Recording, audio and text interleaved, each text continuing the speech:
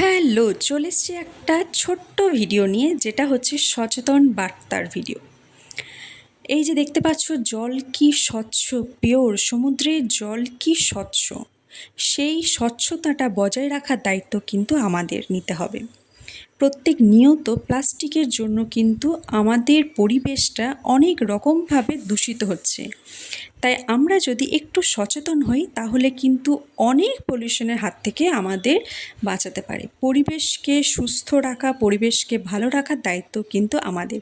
তো চলো আজকে ভিডিওটি এটাই নিয়ে। আজ আমি তোমাদের দেখাবো প্লাস্টিক প্যাকেট কাটিংয়ের সঠিক প্রসেস।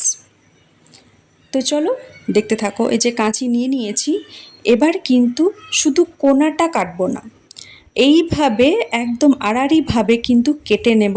তাতে কিন্তু দুধ ঢালতেও ভীষণ সুবিধা হবে। আর তারপরে নিয়েছি এই যে প্যাকেটটা, এটা কিন্তু প্লাস্টিক নয়। আর এই যে দেখতে পাচ্ছ, এইভাবে কিন্তু লক করা থাকে। আগে কিন্তু লকটাকে খুলতে হবে, লকটা না খুললে কিন্তু তুমি কাটতে পারবে না। তো সেই কারণে যে দেখতে পাচ্ছ, লকটা এবার খুলে নিয়েছি। এবার কিন্তু কাটিং করা যাবে। এইভাবে লক থাকে, লকটাকে খুলে নিয়ে তারপর কিন্তু কাট করতে হবে। আমি তোমাদের দুটোই দেখাচ্ছি।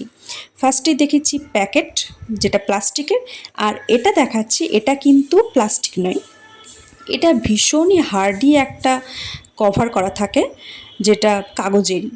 আর এই যে দেখতে পাচ্ছ, ভীষণই হার্ডির জন্য কিন্তু আমার একটু কাটতে অসুবিধা হচ্ছে, যেহেতু দুধটা যাতে পড়েও না যায় এবং সঠিকভাবে কাটা যায়, তার জন্য দেখতে পাচ্ছ ঠিকঠাকভাবে কেটে নিয়েছি। এবার একটা পাত্রের মধ্যে ঢেলে নেব।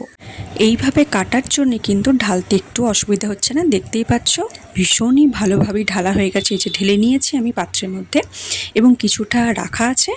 আর এবার হচ্ছে যে কিভাবে এটাকে রেখে দেব, কারণ লকটাও কিন্তু ঠিকঠাকভাবে করতে হবে। এই যে দেখতে পাচ্ছ, এটা কিন্তু প্যাকেট নয়, এটা যেহেতু কাগজের এবং হার্ডি ভীষণ, তাই এইভাবেই কিন্তু লক করে রাখা যাবে। তো দেখে নিলে পুরোটা।